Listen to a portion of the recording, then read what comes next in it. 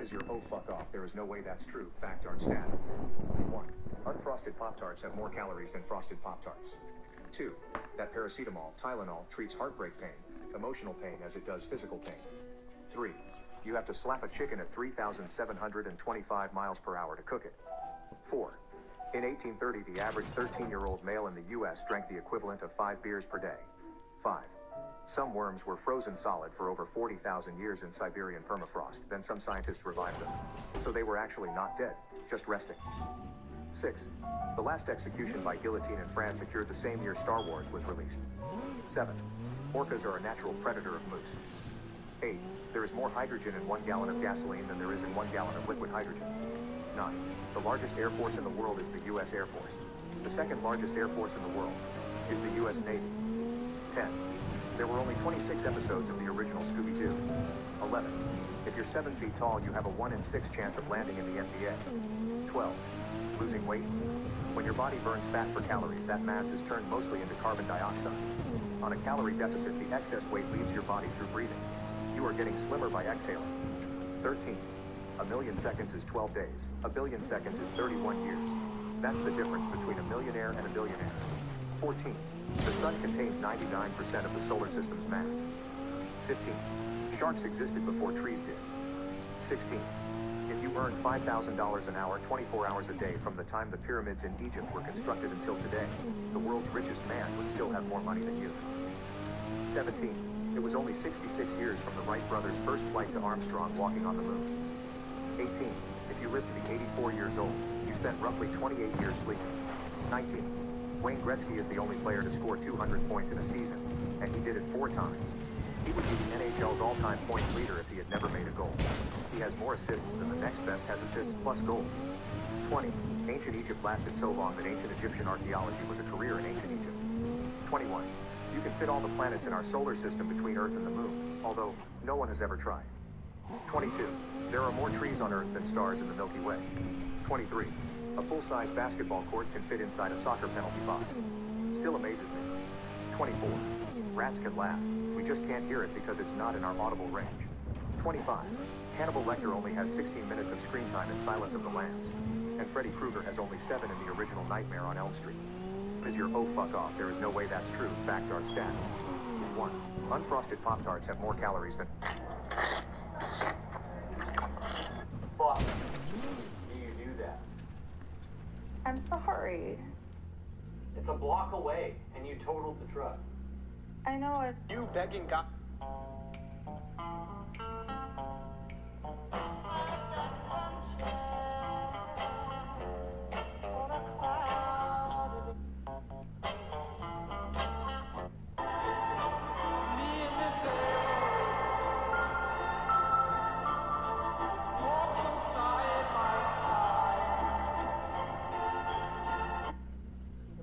Schedule.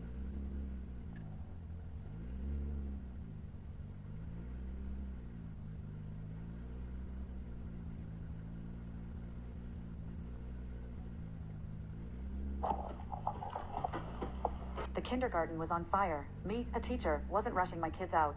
Have you ever gone fishing in... It's like, look at Y'all know who this Eternity's. Y'all know who this is, right? Well, chances are, if you're American, you don't. Meet Dave, one of the greatest rappers on the planet. Now, I know what you're thinking. He can't be that great. I haven't heard of him. Let me explain why. Because he's from a place called the United Kingdom. You know, where Adele lives. And Americans only typically listen to American music. Now, remember when I said he's one of the greatest rappers on the planet? Well, there's actually a reason why. Dave had a problem, and it all started because of a high-profile case in London. Dave's older brother and a couple of his classmates get into a scuffle with some students. One of the students ends up, and it's all over the news. Why?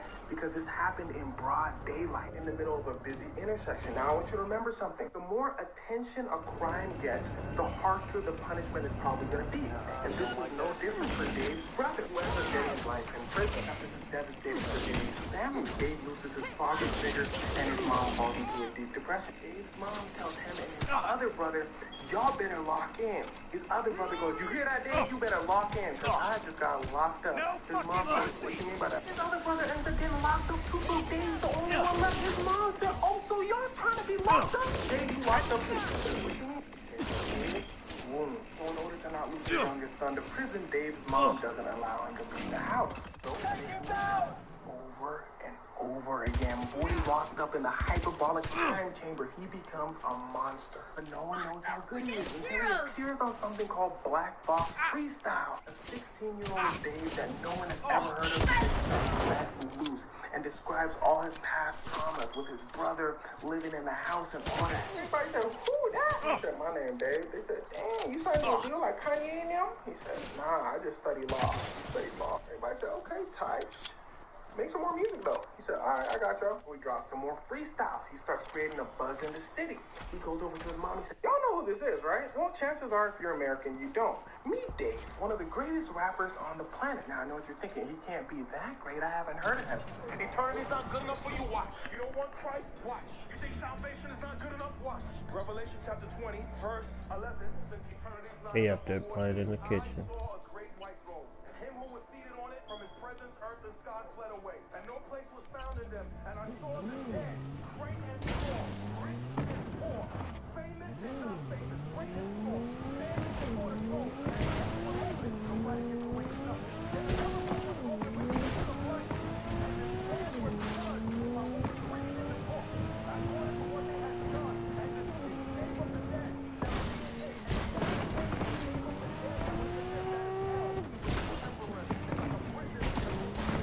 Everybody in hell right now is in a prison until judgment. That's death and Hades. Gave up the dead who were in them. And then they were judged, each one of them according to what they had done. Then death and Hades were thrown into the lake of fire. This is the second death, the lake of fire. And if anyone's name was not found written in the Engaging hostile! life, he was thrown into the lake of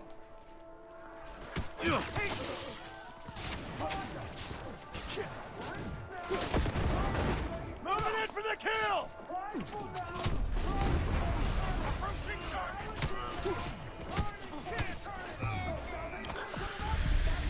Out of ammo!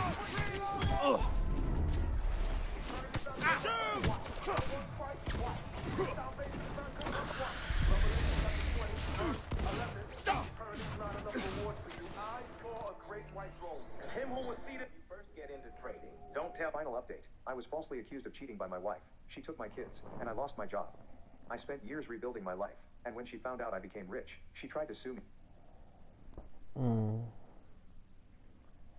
A Reddit story. The one that you listen to while you sitting on the toilet.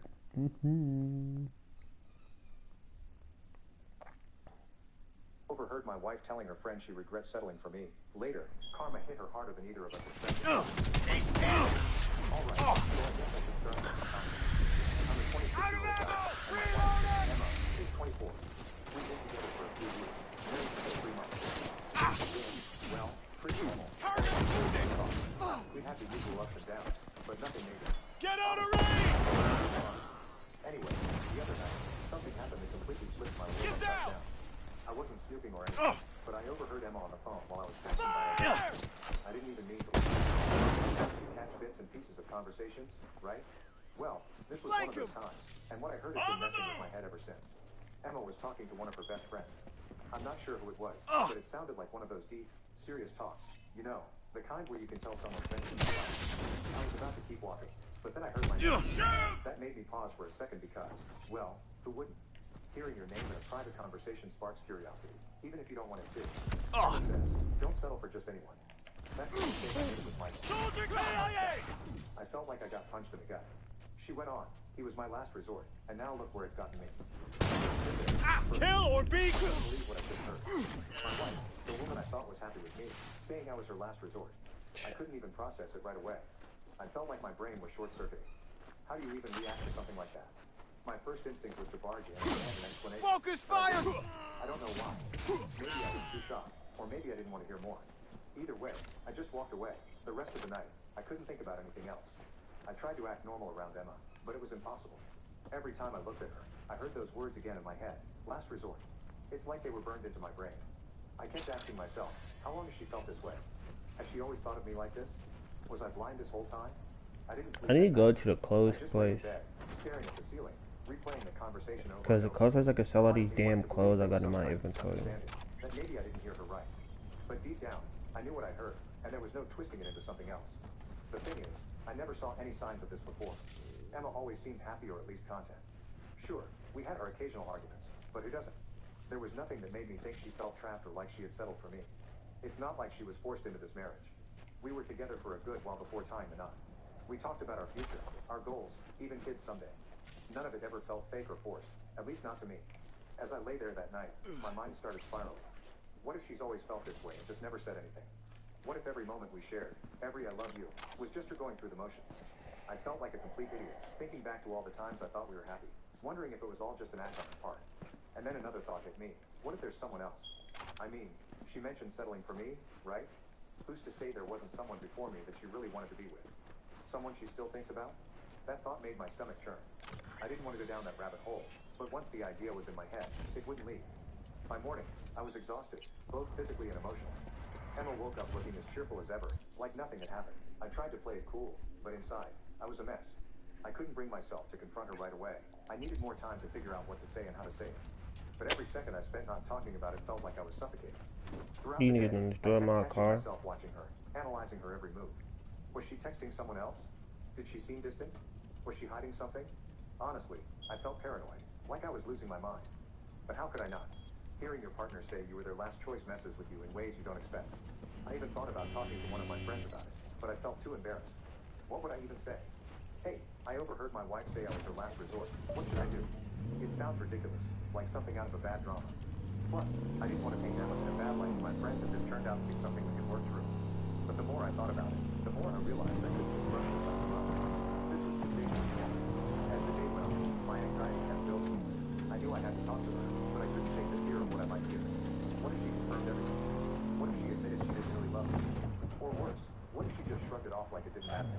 The thought of confronting her made my heart race, but I knew avoiding it wouldn't make it go away. By the time evening rolled around, I made up my mind. I had to bring it up, no matter how hard it was. I couldn't live with Type shit. After dinner, I casually said, hey, we should talk later. She looked at me a bit surprised, but just nodded. Little did she know, that conversation would change everything. After overhearing Emma say I was her last resort, my mind was racing. I couldn't shake the word, no matter how much I tried to convince myself that maybe it wasn't as bad as it sounded. The next day, everything felt different. I started noticing little things I hadn't really paid attention to before. Or maybe I just didn't want to. Emma was acting up. I mean, she still smiled. She still said all the right things. But there was something about the way she carried herself, like she was trying a bit too hard to act normal. Or maybe I was just imagining it because of what I saw. Either way, the tension was there. That morning, after having breakfast, I couldn't help but feel glances at her. She was scrolling through her phone like she usually does, but every now and then, I'd catch her typing quickly, then deleting and retyping. I don't know why, but it made me feel uneasy. I asked her casually, "Who are you texting?" She looked up, almost startled, like she didn't expect me to notice. Oh, just a friend, she said, her voice a little too Yeah, tense. shorty cheating. Then she went right back to her phone. That wasn't unusual, but now everything felt suspicious. I didn't press her, no. I just nodded and pretended like it didn't bother me. But it did. Throughout the day, I was replaying her words from the night before. Was she texting the same friend she was talking to on the phone, or was it someone else? My mind was coming up with 1,000 scenarios. None of it good. I kept thinking, what if she's hiding something? What if there's more to this than just her feeling like she settled for me? Later that afternoon, I caught her again on the phone. This time, she was smiling at the screen. It wasn't the kind of smile you give when you're texting a friend about something funny. It was more intimate. I couldn't help but ask, what's so funny? She looked up quickly, blocking her phone. Oh, nothing, she said, brushing it off. Just a me. But there was something about the way she said it, like she was trying to keep me from digging any deeper. That's when the doubt really started creeping in. Was there someone else? Was she still talking to an ex or someone from her past? I didn't want to be that guy, the paranoid husband who questions every little thing. But after what I heard, I couldn't help it. Every little action felt like a clue to a bigger secret. The weirdest part was how normal she was acting otherwise, like nothing had changed. We still went about our day, running errands, making dinner, watching TV together. But there was this unspoken tension between us. At least I felt it. I don't know if she did or if she was just pretending. At one point, we were sitting on the couch watching a random show, and she leaned over, resting her head on my shoulder. It felt nice, but it also felt wrong. Like, how could she be so affectionate after what she said? Did she even mean it? Or was this a way of pretending everything was fine? I wanted to say something, to bring it up right then and there, but I couldn't find the right word. What if I was blowing this out of proportion? misunderstood her conversation. But no matter how much I tried to wrap it, I kept going back to that one sentence. Michael was my last resort. It wasn't just about the words. It was about the way she said them. There was no hesitation, no hint of a joke. It sounded like something she genuinely believed, and that's what hurt the most. By the end of the day, I was mentally exhausted. I couldn't keep living like this, second-guessing everything she said and did. I knew I had to confront her, but I needed to find the right moment. The problem was, every time I thought about bringing it up, I felt this knot in my stomach. What if the conversation went worse than I expected? What if she confirmed all my worst fears? Overheard my wife telling her friend she regrets settling for me. Overheard my wife telling her friend she regrets settling for me. Kind of gas story. I'm not gonna lie, kind of gas.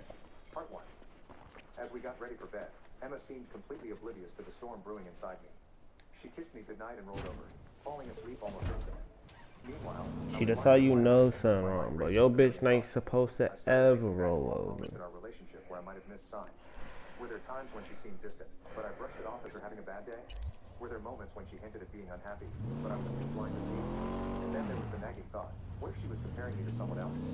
Someone she thought was better? The idea of being someone's backup plan, the person they settled for because they couldn't have what they really wanted, made me feel sick. I stared at the ceiling for what felt like hours, trying to figure out my next move. I couldn't keep living with this doubt, but I also couldn't just blurt it out in the middle of the night. I needed to find the right time and the right words. But more importantly, I needed to be ready for whatever she was going to say because, deep down, I knew that once I opened that door, there was no going back. After a few days of feeling like my head was about to explode from all the overthinking, I finally decided I couldn't take it anymore. I had to talk to Emma. How do you just sit on something like that, knowing your wife's even your last resort? It was eating me alive, and I knew if I didn't bring it up, I'd probably go insane. That morning, we were both home. I tried to keep things as normal as possible, even though I felt like my heart was racing out of my chest. We had breakfast together, but I couldn't get the damn thing. I just sat there, trying to figure out how to start the conversation. Every time I opened my mouth to say something, I'd chicken out. Finally, I couldn't hold it in anymore. He's coming for me. I took a deep breath and said, "Hey, we need to talk." She looked up from her phone, a little surprised. I motioned for us to sit in the living room. We sat down on the couch, and the tension in the air was so thick you could probably Clear the area. the night. Emma looked at me, her face a mix of curiosity and concern. I could tell she was trying to figure out what was coming. Okay, I started What's trying it? to keep my voice down. I need to ask you something, and I need you to be honest with me. She nodded. Point. I took another deep breath and then just went for it. A few nights ago, I overheard you on the phone with a friend. You said something about settling for me and that I was your last resort. Her eyes widened, and for a moment, she didn't say anything. It was like time had frozen, and I was just sitting there waiting for the world's worst news to drop. Finally, she let out a nervous laugh, the kind you do when you're caught off guard. Wait, you heard that? She asked, her voice shaky. Yeah, I said, trying to keep my cool. I heard everything. She looked down at her hands, fiddling with her fingers. Michael, I didn't mean it like that. I was just talking with my friend. It was a stupid thing to say. Stupid? I repeated, feeling the frustration building up. Emma, you said I was your last resort. That's not just stupid. That's crushing. She sighed, rubbing her temples like she was trying to think of the right words. I was venting? Okay. It wasn't serious. Sometimes you just say things in the heat of the moment, and they don't mean anything. They don't mean anything. I shot back. Emma, those words don't come out of nowhere. You don't just casually tell someone to settle for your husband unless there's some truth behind it. She looked at me, her eyes filled with a mix of guilt and frustration. It's not like that, Michael. I was talking about how everyone feels pressure to get married, to settle down. I was just, I don't know, thinking about life. But why say that about me? About us? I asked, my voice rising. If you were just venting, you could have said anything else. Why did it have to be about settling? Emma shook her head, tears starting to well up in her eyes. I didn't mean it the way it sounded. I love you, Michael. I really do. I was just feeling stressed, and it came out wrong. I wanted to believe her. I really did. But something about the whole thing felt off, like there was more she wasn't telling me. Emma, I need to know. Do you really feel like you settled for me? Like I was your last resort? She didn't answer right away. Instead, she looked down again, avoiding my eyes. The silence was deafening, and every second that passed felt like an eternity. Finally, she whispered, I don't know. That hit me like a ton of bricks. You don't know? I repeated, my voice barely above a whisper. What does that mean? It means I don't know how I feel sometimes. She said, her voice trembled. I love you, but sometimes I wonder if I made the right choice. Not because of you, but because of me. I'm scared I rushed into this too fast, and now I don't know how to fix it. I leaned back on the couch, trying to process everything. Part of me was angry, but another part just felt sad, like all the air had been sucked out of the room. So what now? I asked, barely able to get the words out. What are we supposed to do? Emma wiped her eyes, Sniffles. Fall in! We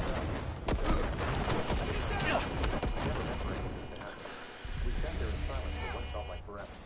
Neither of us knew what to say or where to go from here. The only thing I knew for sure was that our marriage was now on shaky ground. And we started to take it. After the conversation was over, everything felt like it was He's hit! It was awkward, tense, and honestly exhausting.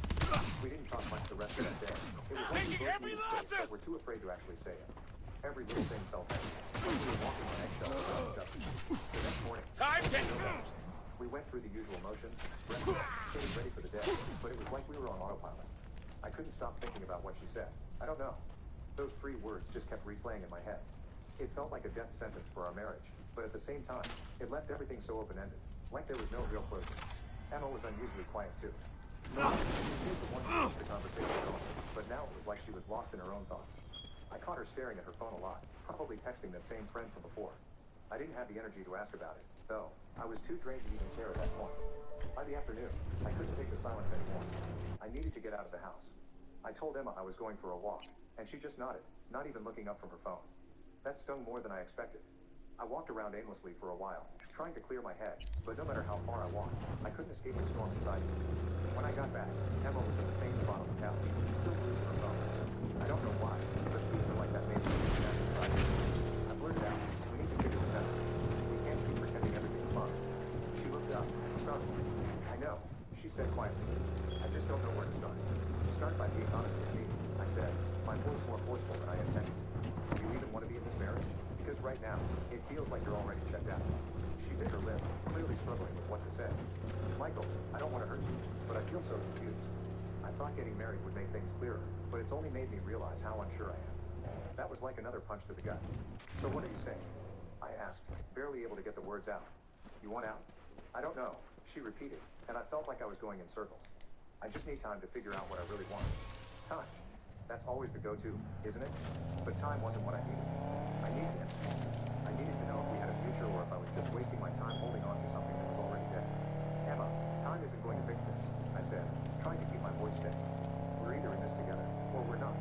Sitting around waiting isn't going to magically make things better." She looked away, her eyes filling with tears. "I don't know what you want me to say, Michael. I'm here. I don't want to make the wrong decision." I sighed, running a hand through my hair. "What about me? You think this is easy for me? I'm sitting here questioning everything about our relationship, wondering if you ever really loved me, or if I was just a guy you settled for because you didn't want to be alone." Her head snapped back to me. "That's not fair. I do love you, Michael. I'm scared I rushed into this." "Then why didn't you say something before we got married?" I asked, feeling the frustration boil over. You had every chance to call it off if you weren't sure. "Because I thought I could make it work," she admitted. "I didn't want to disappoint you. I didn't want to be alone." There it was, the truth I had been ready but hadn't expected. She stayed with me out of fear, not love, and now we were both paying the price for it. We sat in silence for a long time after that, both of us lost in our own thoughts. I didn't know what to say anymore. What do you even say to someone who basically told you they're not sure if they want to do it? Eventually, Emma spoke up. "Maybe we need some space, just for a little while, to think things through." "Space?" I repeated, almost. "But we've already been through it days now. What difference would more space make?" She didn't have an answer for that. And honestly, we were overheard my wife telling her friend she regrets settling. Damn. My wife telling her friend she regrets settling for me. Later, karma hit her harder than either of us expected. That night, we slept in the same bed, but it felt like we were miles away from each other. I lay there, staring at the ceiling, wondering how we got to this point, wondering if there was any way to fix it or if this was the beginning of the end. I couldn't shake the feeling that, no matter what we decided, things would never be the same again. After everything that had happened, I knew one thing for sure. I couldn't stay stuck in this limbo forever. Emma's indecision, or I don't know about our marriage, was like a slow poison.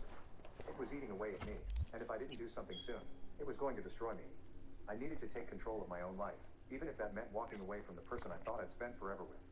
The next morning, I woke up feeling more determined than I had in days. Emma was still asleep, curled up on her side of the bed, looking peaceful, like none of this was weighing on her as much as it was on me. Maybe it wasn't. Maybe she had already mentally checked out, and I was the one left holding onto something that wasn't there anymore. I got up quietly and went to the living room.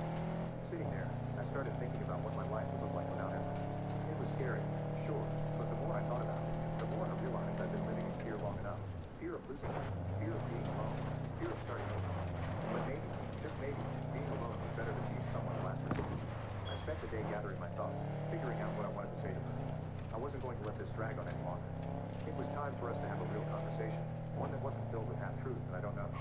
That evening, after dinner, I sat her down. Emma, we need to talk, I said, trying to keep my voice calm and firm. She looked at me, her face serious. Okay. I took a deep breath. I've been doing a lot of thinking about us, about everything that's happened, and I can't keep living like this. I need to know if we're going to fix this or if it's time to move on. Emma looked down, fiddling with the edge of her sweater. I've been thinking too, she said softly, and I don't think I can give you the answer you're looking for. I nodded, expecting the response, but still feeling the sting. Then I think it's best if we go our separate ways, I said, my voice shaking slightly. I love you, Emma, but I can't be in a marriage where I'm not someone's first choice. I deserve more than that. She started to cry, and for a moment, I felt like a jerk. But I knew this was the right decision. Staying together out of fear or guilt wasn't fair to either of us. I never wanted to hurt you, she whispered through her tears. I know, I said, and I don't want to hurt you either. But sometimes, the best thing we can do is let go. We sat there in silence for a while, both of us trying to process the moment. It felt surreal, like I was watching someone else's life fall apart. But it was my life, and I had to own it. The next few days were rough. We started the process of separating, figuring out who was who and how we were going to handle the logistics of splitting up. It was awkward and painful, but also necessary. Every step we took felt like another weight being lifted off my shoulders, even the hurt I felt. One night, as I was packing up some of my things, Emma came to me. Russell, she said quietly, I hope you find someone who can handle it. I want you to do everything you need. I looked at her, my chest tightened. I hope you find it too, I said. And that was it. There were no dramatic goodbyes, no long speeches, just two people realizing that sometimes love isn't enough, and it's okay to let go. After Emma moved out, I started focusing on myself. I reconnected with friends I hadn't seen in a while, threw myself into work, and started figuring out who I was outside of my marriage. It wasn't easy, and there were days when I Quit whining and keep shooting! But I knew I was doing the right thing. One night, a few weeks after Emma left, I was sitting on my couch scrolling through my phone. Get him! We looked so happy, so in love. For a moment, I felt a pang of regret, wondering if there was something more I could have said. But then I remembered everything we'd been through, all the pain and confusion, and I realized that sometimes the best thing you can do is let go. I'm not saying I have it all figured out now. I'm still healing, still figuring out what comes next. But for the first time in a long time, I feel hopeful. I know I deserve to be someone who loves me without hesitation or doubt. And I'm willing to wait for that. Moving forward isn't easy, but it's necessary, and I'm ready to take that step. Update 1. It's been about a month since Emma and I decided to split. It hasn't been easy, but I've been doing my best to move on. I focused on work, caught up with friends, and tried to find some normalcy in this mess. I thought I was making progress, you know? I was starting to feel like myself again. But then life decided to throw another punch at me. One day, I was hanging out with a buddy of mine. We were catching up, talking about random stuff when he casually dropped the ball. Hey, did you know I was dating someone? He asked, like it was no big deal. I nearly choked on my drink. Wait, what? Already? I asked, trying to keep my voice steady. Yeah, he said, looking a bit uncomfortable. I saw her at a coffee shop the other day. She was with this guy. They looked close. My heart sank. I knew we were over. But hearing she was already seeing someone else hit me harder than I expected. No, she was always talking to that nigga during the marriage. The paperwork was still being finalized, and here she was, moving on like it was nothing. I tried to play it cool, acting like it didn't bother me. You know who the guy is? I asked, trying to sound casual. He hesitated for a second. I think it's that guy she used to talk about before you two got married. You know, the one she had some history with. That's when it all clicked. The confidence, the weird behavior, her being rude or gone during those last few weeks. It wasn't just her being distant. It was him. She had been talking to this guy the whole time, even before we decided to split. I didn't realize after that. I just nodded and changed the subject. But inside, I was feeling. He attacked me! Not because she was someone. Approaching target!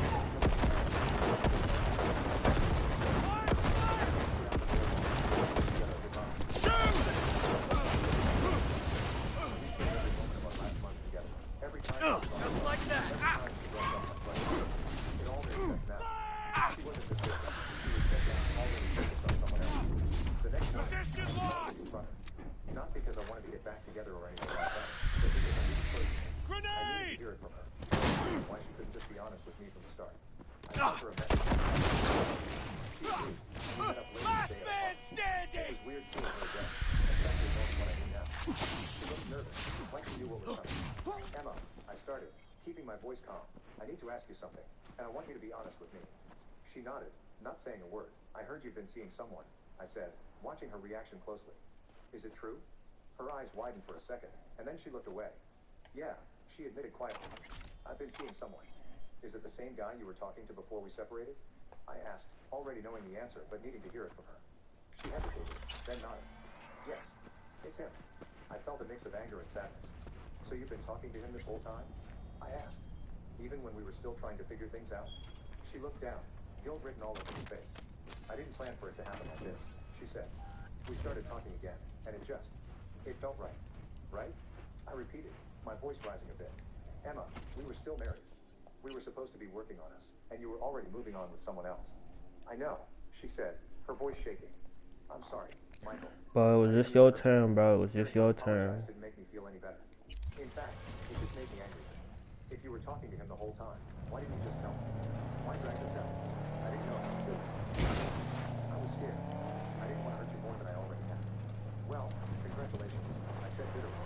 You managed to do that anyway. We sat there in silence for a while, neither of us knowing what to say. Alright, peace. I wanted to scream, to yell at her for being so selfish, but I knew it wouldn't change it. The damage was done, and there was no going back.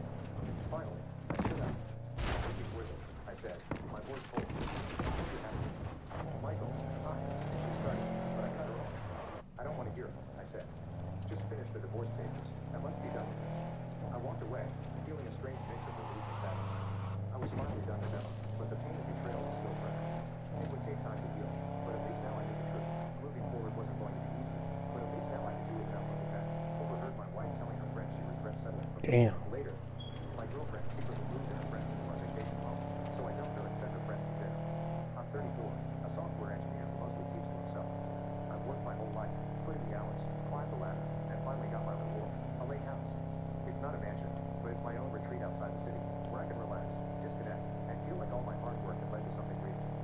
I had been dating us for 2 years, and we were opposites. She was the kind of girl who thrived on social energy, always the center of attention, with a group of friends who seemed like her second family. As a bartender in a trendy downtown spot, she had this charisma that just pulled people in. Her friends were a mixed bag. Some were nice, but others had this entitled vibe that clashed with my quieter approach to life. Still, I figured I could live with her. I cared about her, and it wasn't like her friends would be a permanent part of my life. At least, that's what I thought. Then one night, she brought up a request. Hey, you know rent downtown's insane, right? She said casually, like it was nothing. A couple of my friends are really struggling. I thought maybe you could let them stay at the lake house, just until they get back on their feet. Her request took me aback. This was my haven, and she knew it. It wasn't just some property sitting unused. I tried to be gentle. I get that things are tough for them, but I really bought the house to get away. It's not just a fair problem. She rolled her eyes and muttered something about me not understanding real struggle. I let it go, but that comment stuck with me. It wasn't the first time she dropped hints about my finances or the lake house, as if I somehow owed her friends a free stay just because I could afford it. That should have been a red flag, but I brushed it off, thinking it would pass. Weeks later, I found myself buried in work, pulling all-nighters on a project with tight deadlines. I was hardly at home, too swamped to even check on the house. During a quick conversation, S mentioned she'd been going up there on weekends to keep it cozy for us. I thought it was nice of her. Maybe she was making sure the house stayed in shape while I was stuck working. She even sent me a few pictures of sunsets on the lake and talked about getting it ready for a weekend together once things slowed down. Then, one Friday, I wrapped up the project ahead of schedule. I was excited, thinking I'd surprise her by driving up to the lake house so we could spend some quiet time together.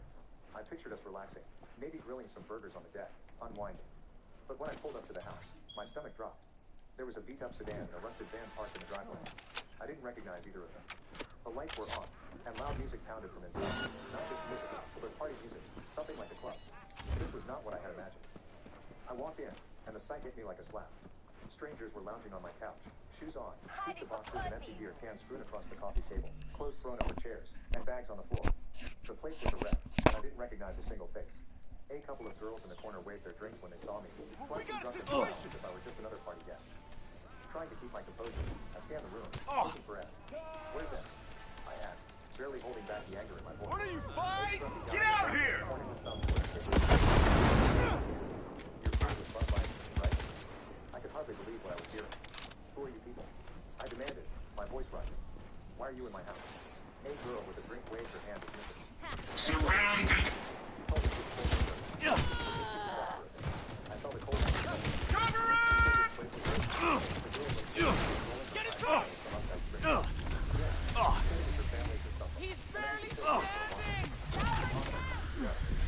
Just then, the front door opened, and S walked in, her arms loaded with cases of beer and bags of chips. The second second she saw me, she stopped dead in her tracks, her face turning pale. Her friends fell silent, all eyes flicking between us. My girlfriend secretly moved in her friends into our vacation home, so I dumped her and sent her friends to jail. Update. My girlfriend secretly moved in her friends into our vacation home, so I dumped her and sent her friends to jail. Part 2. She forced a laugh, but it came out shaky. Oh hey, you're here early. I was just going to explain everything. Explain what exactly? I asked, my voice sharp, anger barely contained. That you invited a bunch of strangers to my house and told them it was yours? One of her friends, a guy with a hoodie pulled over his head, snorted. Man, this is awkward. Show yourself! Clearly struggling to keep control of the situation. Babe, relax. It's not a big deal. They just needed a place to crash for a bit, and the house was empty. So you decided to throw a party in it without asking me? I was almost shouting now, the anger finally boiling over. These people are trashing my place, eating my food. Let's just fucking end this already! One of her friends, who hadn't even bothered to get off the couch, gave a loud scoff. Told her she was upset. I turned around, struggling to contain my fury. You need to leave. Now, this isn't a discussion. Reloading! S's face flushed with embarrassment. She reached for my arm, trying to pull me aside. Babe, don't make a scene. They're just here for a few days. It's not like it's permanent. A few days? I looked around at the mess. The people treating my house like some cheap Airbnb. How long have they been here? She hesitated, then mumbled, couple of weeks. But it's no big deal. That's weeks of people using my home without my permission. Are you kidding me? A tall guy who I hadn't noticed before swaggered over with a smirk. If it's such a big deal, we can clear out. Don't have to get all worked up. Gotta frame him! I wouldn't let it drop. She was pleading, her tone shifting from defiant to desperate. Please, babe, they're just my friends. You're going through a lot, and I was just trying to help. Isn't that what you'd want to do if they were your friends? No. My friends wouldn't treat someone else's house like this or lie about it being theirs. She wasn't done yet. Come on, it's just a house. And it's not like you're hurting for money. You can afford to help them out. She wasn't apologizing. She was doubling down, acting like I was the one doing that reason. It's not about the money, S. It's about respect. You lied to me and let these people trash my home. Now you're trying to guilt me into being okay with it? Finally, her friends started getting the message. They packed up their things, muttering and shooting me dirty looks as they filed out. S was the last one, standing there with a look like I was not betrayed her. They needed help, and you just threw them out. No, S, you threw them out when you lied to me and invited them in without my permission. She didn't respond. She just turned and walked out, slamming the door behind me. I spent the next 60 seconds left behind, and just trying to process everything that had happened. It took days to get the house back in shape, but I realized something important in the process. I had been letting her walk all over me, and this was the wake-up call I needed. To top it off, I ended up going to the local police. I wasn't trying to get her arrested, just to document the incident. But it turned out a couple of her friends had outstanding warrants for minor offenses. A little ironic justice, I guess. She never reached out again, no apology, no explanation. It was like she vanished, leaving nothing but the chaos she caused. Honestly, I was relieved. For the first time in a while, the lake house felt like mine again. I'm moving on, and the lake house is back to being my sanctuary, just like it was supposed to be. Update. The day she kissed me was the same. Update. My girlfriend's. The day she... My greedy family swarmed like vultures after Grandma left me everything. We'll see you in court. My Sure. brother sneered, backed by his gold-digging fiancé. But when they found what Grandma hid in the wall, their smug smiles vanished, and so did their plan. I never expected my grandmother's death to spark. Give me a second, Chip. Looking back, I should have seen it coming. We were alive 3 days after we married her. Give me a second.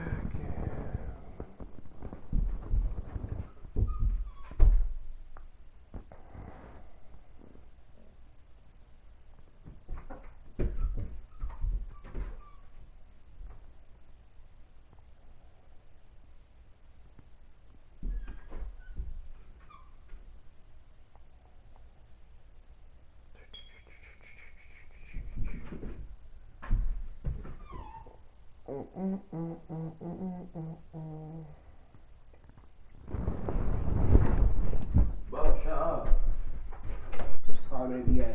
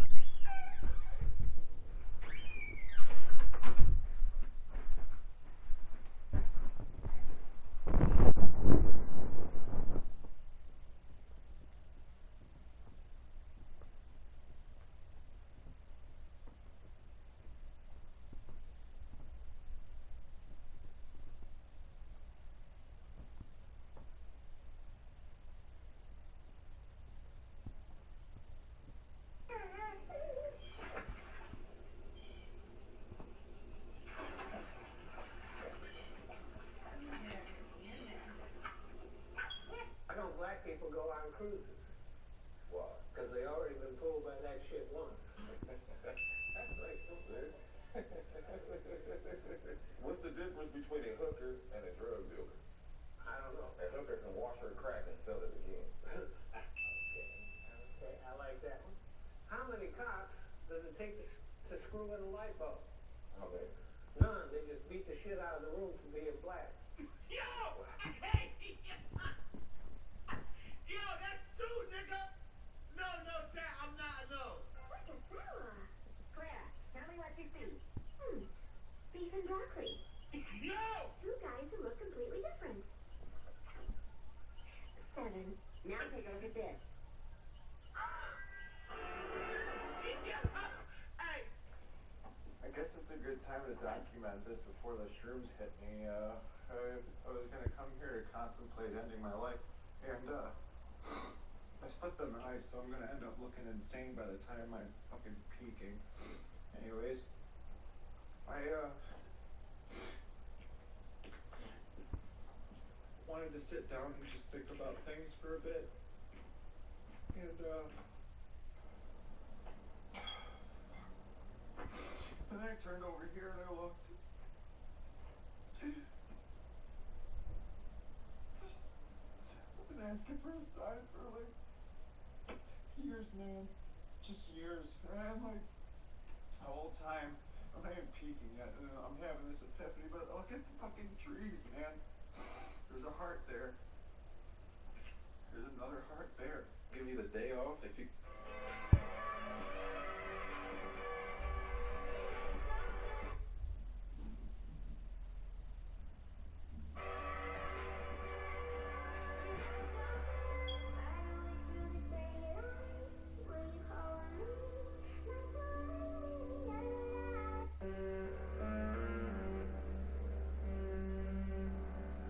Shit, I'm going.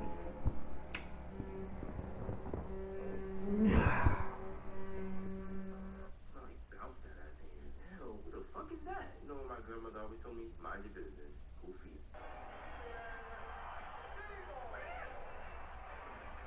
Your employer wants... I love when my booty hole is bald. Why is it that we don't use trimmers to shave our coochies instead of freaking razors? A lot of us are scared of trimmers because we don't want to cut our lady bits. But look, this trimmer is not nicky at all, bro. Not only that, it...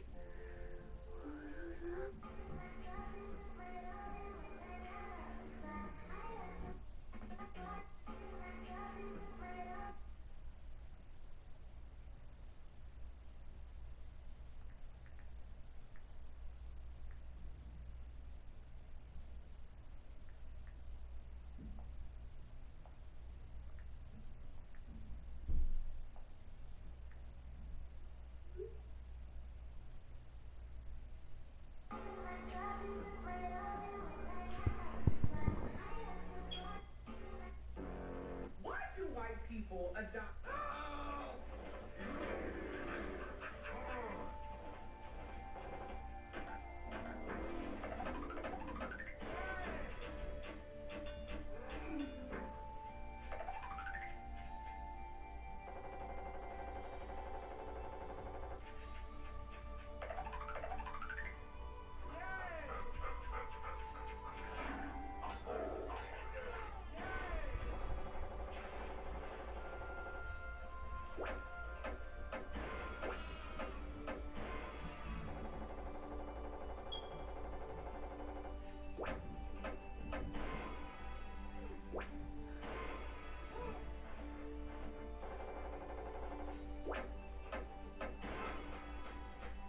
Here's how a restaurant uses mints to make more money. If you've ever seen mints by the door at a restaurant, here's what that restaurant's doing wrong, where you can use that same psychology in your business to help all of your employees make more money. So when they took the mints from the door and actually gave them to the waitresses to give out when they gave the bill, they all got increases in tips. But the way they gave them out actually changed how much they...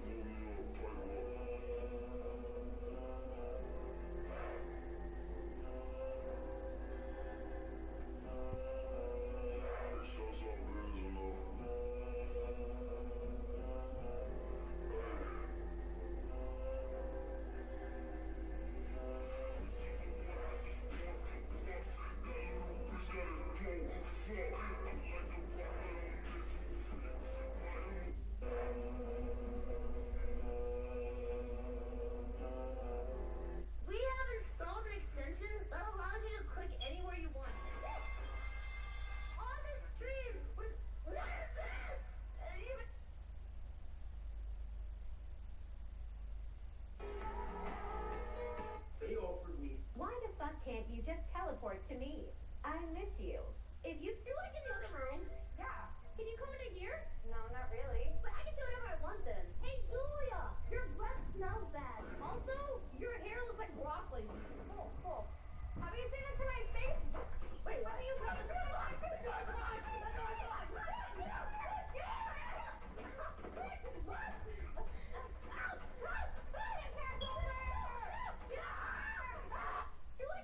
Thief was planning to start his robbery. He first threw a glass bottle into the trash can to attract attention. Then, he pulled a sausage from his pocket, using it to lure a dog to bite the target's thigh. Jack took the opportunity to catch the drink that the man dropped. In the moment Jack handed the drink back to the man, he had already stolen the man's watch. Afterward, Jack pretended to chase after the dog, but in reality, he had already stolen everyone's phones around him. Jack had been an orphan since he was little, and he lived by stealing. But now, he had unexpectedly learned that the orphanage, due to lack of funds, was about to be demolished. Looking at the place where he had once lived, Jack decided to sell everything he had stolen to make money. He wanted to give the money to the children there. However, the shopkeeper offered him $0 for all his items, because the shopkeeper could tell that everything had been stolen. But Jack lied, claiming these were his grandfather's heirlooms, and Jack thought the gold watch was valuable. The shopkeeper, however, said it was just a piece of fabric, and none of the things Jack had stolen were worth anything. So, Jack took off his designer clothes, hoping to trade them for some money, but the shopkeeper refused to take such junk. Just then, the shopkeeper noticed a card in Jack's pocket. It was the legendary 52 magical playing cards. Anyone who possessed one of these cards would randomly gain a superpower. The shopkeeper said if the card was real, Jack could make a fortune. However, Jack suddenly tucked the card back into his pocket, because it was something he would never sell. What Jack didn't know was,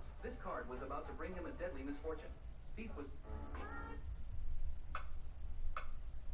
You don't need no one to come and comfort you. I'll always be there. I won't let no one hurt you. By your side I'll stay. I will never desert you.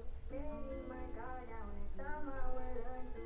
My heart so fragile, just wanna alert you. Unbreakable bond, that's something we should work with.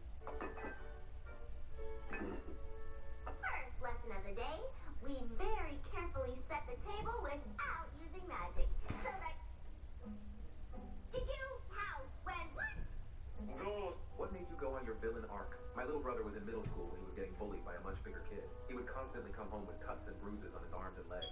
The bully even threw a football right in my brother's face, and he almost lost his eyesight. The principal called this incident playful microaggression and did nothing about it. My parents were basically the same, telling my brother to ignore the bullying and it would go away. But I had the ice hockey mentality and firmly believed that everything should be solved with violence. One day, I followed the school bus around and waited until the bully got off the bus so I could find out where he lived. Being 18, I knew I couldn't just lay hands on him and risk going to prison, but I also wanted to hurt him just as much as he hurt my brother. So I got creative. I planted evidence to make it look like his dad was cheating on his mother, and this started a really messy divorce. After that, I broke into their house at night and switched the meds his dad was taking to deal with his depression. He couldn't deal with the betrayal and ended up jumping off a bridge after a few days. The bully's mother actually blamed him for everything, because I set it all up in a way where she thought it was him who lied to his dad about the cheating. She started drinking heavily and started laying hands on him from what my brother told me. Things got so bad, just disappeared one day and never came back. So the bully was left all alone. In hindsight, I probably went too far. What made you go? You gotta calm it, dog. I'm tired of this. You don't wanna calm it, I'ma calm it for you. I'ma calm it. Move, back up. Get out. I'ma calm it for you. You gotta calm me, bro. I'm telling you, you gotta calm it. Dog, you gotta calm it. You gotta calm it. Look, you done lost them. You gotta calm it, man. You gotta put some water, you gotta calm it, dog. You doing that all the time, I don't do nothing. It does nothing to the hair. All you doing is making it look more like a bush. That's how nappy your hair is, dog. It's stuck in your damn head. You gotta calm your head, dog.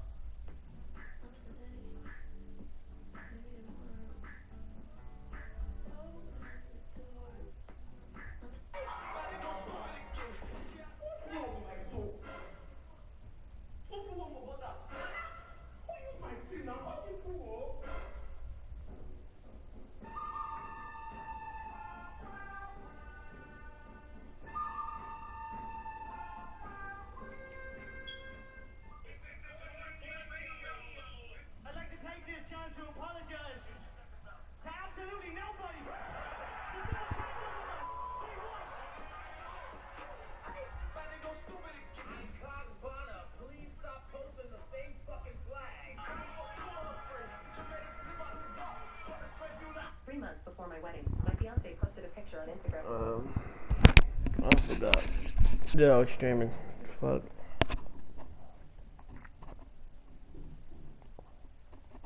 crisp white envelope carrying...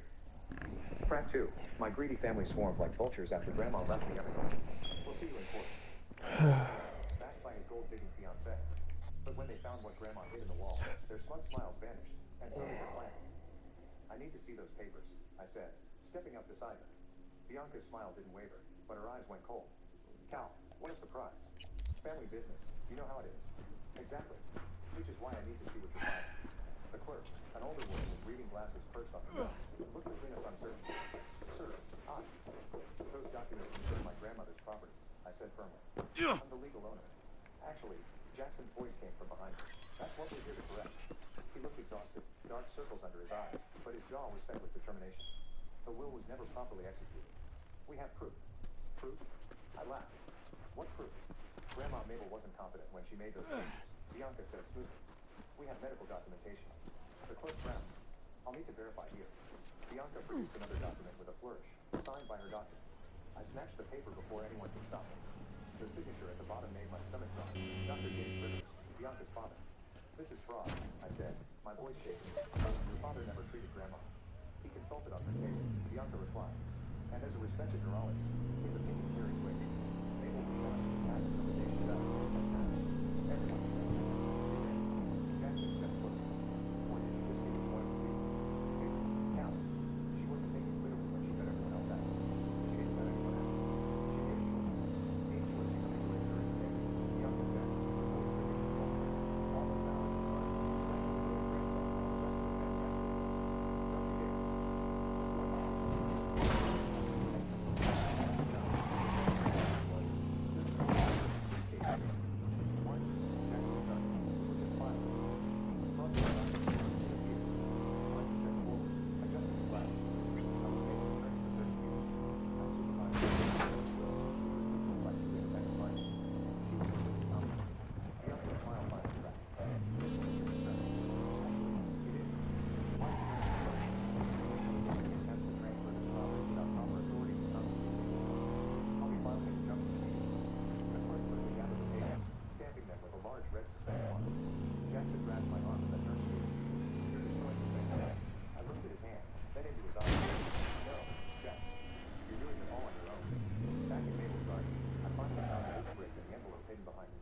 Inside was a USB drive and another note. The truth about the restaurant's finances. Keep this safe. They'll try anything to hide what really happened to the money. My phone buzzed. A text from Bianca. This isn't over. You have no idea what you're up to. I looked at the USB drive in my hand. Then at the garden where Mabel had taught me that growth sometimes parts will save the whole thing. Pocketing the drive. Because now I understood. This is grenade!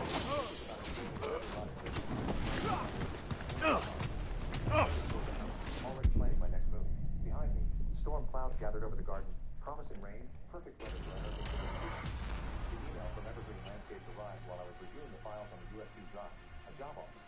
Not just any job, but the kind that could define a career. Lead designer for their West Coast division, complete with a six-figure salary and creative control over major projects. The catch? I'd have to move to Seattle. Leave the garden. Leave everything. I was still staring at the screen when Tessa showed up with coffee and a determined look in her eyes. You're brooding, she said, setting a cup beside me. I can smell it from the driveway. Look at this. I turned the laptop toward her, then gestured at the scattered financial documents surrounding it. And all this. The restaurant's been hemorrhaging money for years, but not because of bad business. Tessa leaned in, scanning the numbers. Someone's been cooking the books. More like feeding them steroids. I rubbed my eyes. The expansion money, most of it disappeared into offshore accounts. Jackson's signature is all over these transfers, but the patterns, they're too sophisticated for him. Bianca, Tessa said quietly. She worked in corporate finance before getting engaged to Jackson. My phone buzzed. Another text from Martha Chung. Terrorists! And Cal, watch your back. The doorbell rang, making us both jump. Through the window, I spotted a sleek black car I didn't recognize. Mr. Hawthorne, a woman in a crisp suit, stood at the door, flanked by two men carrying briefcases. I'm Rebecca Walsh, representing Evergreen Landscapes. We were in the area and thought we'd discuss our offer. My stomach dropped. The full legal team. This isn't a good time, actually. She stepped forward. It's the perfect time, especially given the current family situation.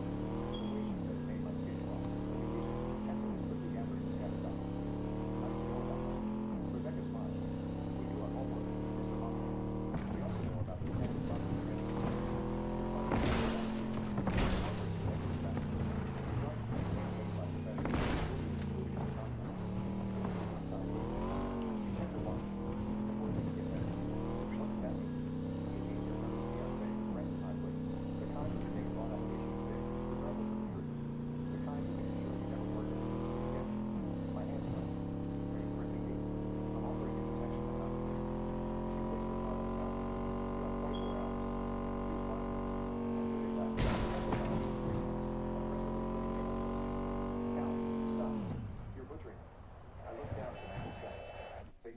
property transfer at 10 hours after it happened. How? Because this was never given up front. Tessa picked up one of the fallen houses. Think about it. The restaurant's money laundering. This sudden job offer. They're trying to get you out of the way. For one, property. Tessa's eyes wide when she looked past it. Count. The zoning maps and neighbor's files. Did you check them? I hadn't. We rushed back to the laptop, pulling up the documents. Here it was, a proposed rezoning plan for the entire neighborhood, with Mabel's property in the center. A prime location for a massive commercial development. This is what they're after. Now listen, regarding the collateral damage, I called up the Mr. Jackson, take the job offer.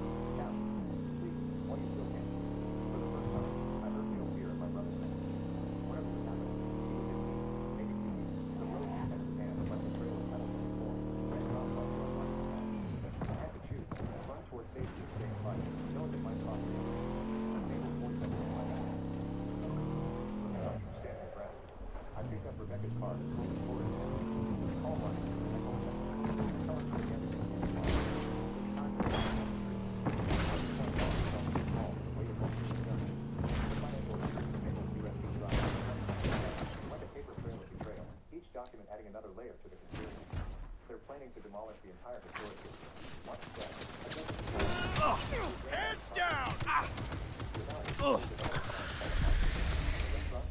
Shoot! Though I already knew the answer. They demolished